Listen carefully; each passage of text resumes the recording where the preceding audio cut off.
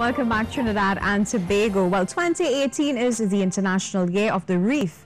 Environmental Research Institute Charlottesville has a number of initiatives in reef protection and preservation.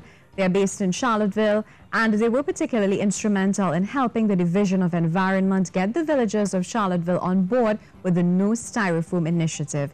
Here to tell us more, joining us via Skype we have our Environmental Research Institute member, Aloysia Wathke. Good morning and welcome. Good morning. Thank you for having me. Thank you so much for taking the time to join us this morning. And just to give us some background information, what is the Environmental Research Institute Charlottesville all about? How long has it been in existence? Well, we have been in existence since 2011 and active in Charlottesville since 2014 with a small institute and dive operation.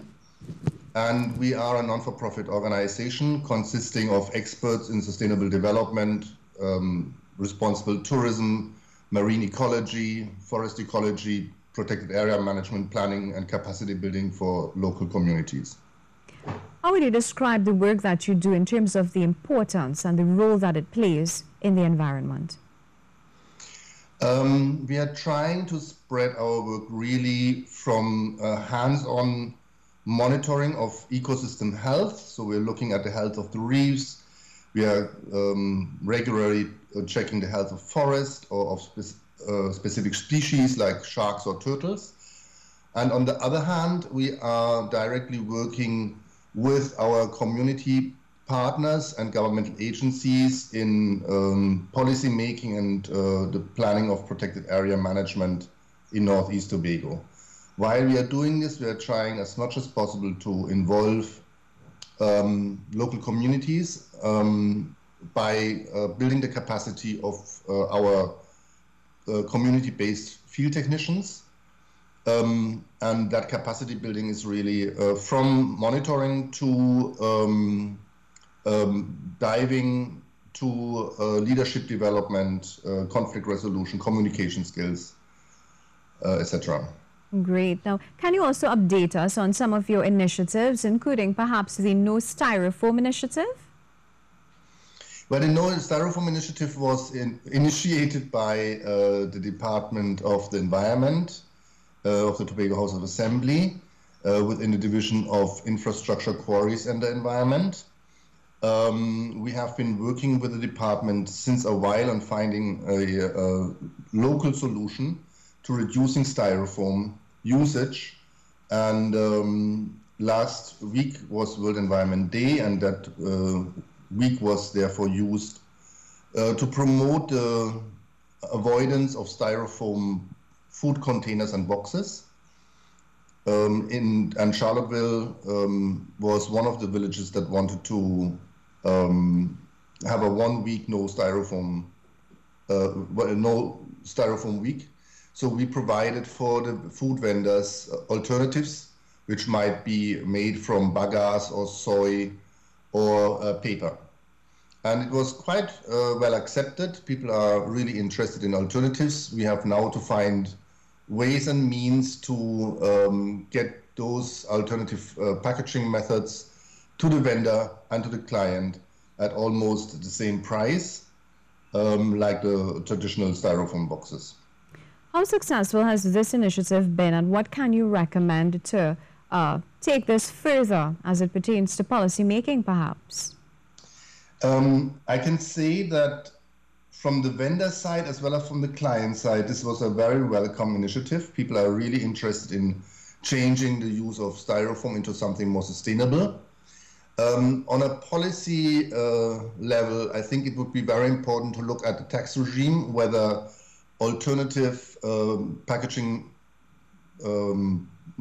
materials are taxed the same way like styrofoam when they enter the country, once those taxes are similar, or actually the environmentally friendly packaging material should be at a lower tax rate than the environmentally more harmful styrofoam. Then I think we would make a great step forward, as well as, and I think the THA has already initiated this, trying to avoid all non-sustainable packaging or one-way packaging at governmental functions, school feeding programs, etc. How's the current state of the reefs in Tobago? How will you describe it at this time? Well, we have been monitoring Northeast Tobago reefs at 16 stations since 2014 using an internationally acknowledged methodology called Reef Check, which feeds directly into United Nations Reef Health database, a global database.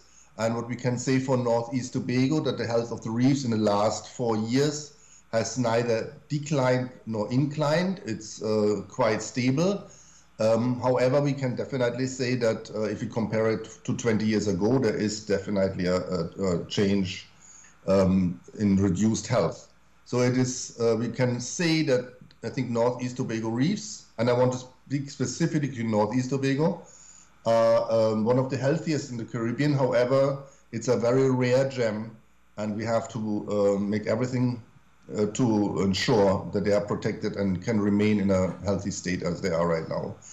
The reefs in Southwest Tobago are more impacted by runoff, whether it's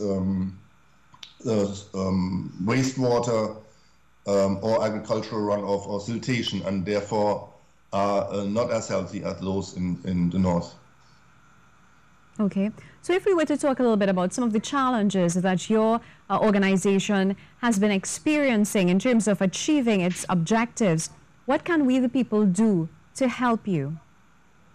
I think the most important thing is that people feel that we have something extremely special in Northeast Tobago with the main rich forest reserve, with the planned marine protected area.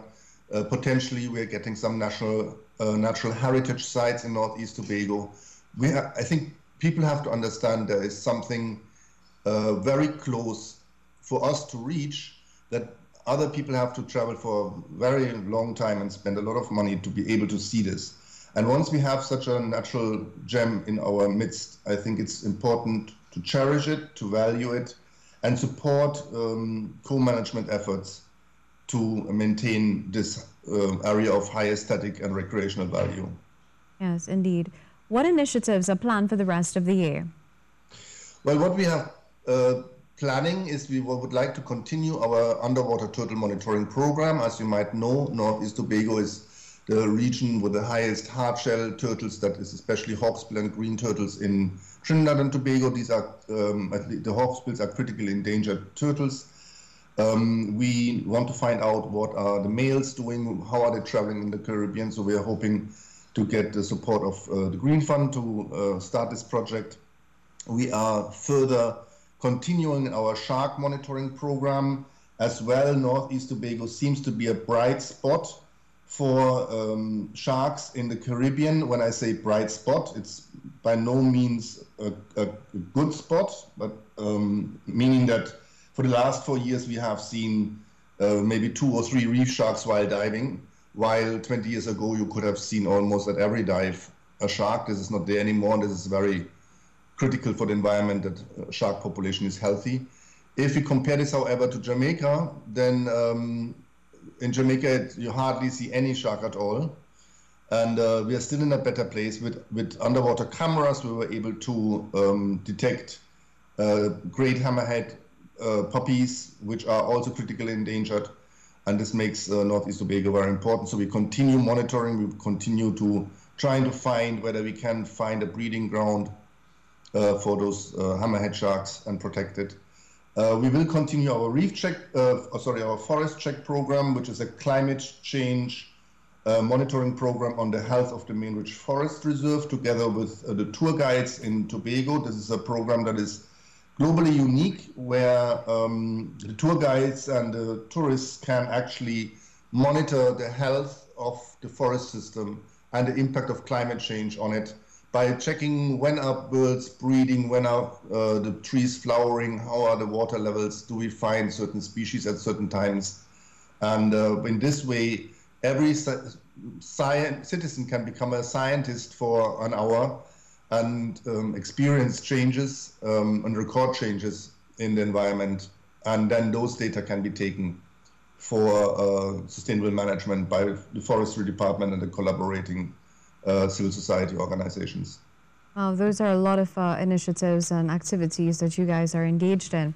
Just also asking you, just recently we understand that Hawaii would have banned the use of sunscreen on their reefs because they would have done some scientific research and determined Yes. that it may have had some sort of negative impact on the reefs. What are your thoughts on that? It is a scientific fact that sunscreen contains chemicals which are harmful for the coral polyps. These are the little tiny animals that build the coral structure. And I think this is a very important measurement. And I think there are already reef safe sunscreen lotions on the market. So there are alternatives that can be used. They're a little bit more expensive, but always environmental health comes with some expense.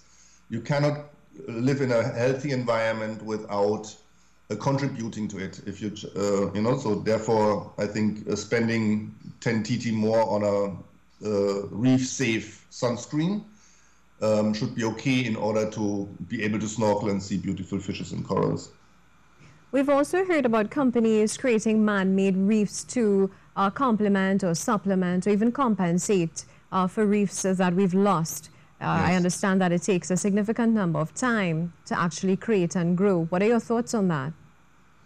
Under certain circumstances, artificial reefs can be very useful. It can be made from wrecks, it can be made from waste glass, it can be made from waste tires. Some of them are designed to grow actually coral on it. Others are designed to attract fish for fishing purposes as fish attraction devices. Once the material is well thought through and the methodology is properly applied, and there has been enough research to do so, artificial reefs can be a very good way to compensate for reef loss. However, we should focus first on to avoid the loss of more reef, and the building of artificial reefs should be hopefully a plan B, not a plan A. Yes, indeed. And how can interested persons get involved? Volunteers, perhaps? Is there a number to call? Well, there is a website. It's called ERIC, E-R-I-C, Tobago. ERIC stands for Environmental Research Institute, Charlottesville. Yes. There's also a Facebook page. On the Facebook page and on the website, we announce when there are possibilities for volunteering, when we have special activities, when we have special training programs. We keep people abreast on what is important on the activities in Northeast Tobago and the development of the protected areas in Northeast Tobago. They can call a number. It's 788-3550. I repeat, 788-3550. That's me. I'm the CEO and a director of the Institute, as well as just text us a message on Facebook or on the email addresses that you will find on the website. Wonderful. What are your closing comments this morning, Mr. Wathke? Well, I would like to thank you, and I hope that the people in Trinidad and Tobago take more the opportunity to take a snorkel trip to Northeast Tobago and are able to really experience the beauty that is there, and participate on the extraordinary natural experience that Northeast Tobago has. Wonderful. Thank you so much. We definitely appreciate you taking the time to chat with us this morning. We learned a lot. Very, very informative segment. We hope to have many more conversations with you like this. Thank you. Have a beautiful day. You're most welcome. So we've been chatting with Environmental Research Institute member of Charlottesville, Aloysia Wathke, and of course talking a little bit about the 2018 being the International Year of the Reef. He was giving us an update on the current situation and what we can do to be a part of this process. We take a short break, a lot more when we return. Stay tuned.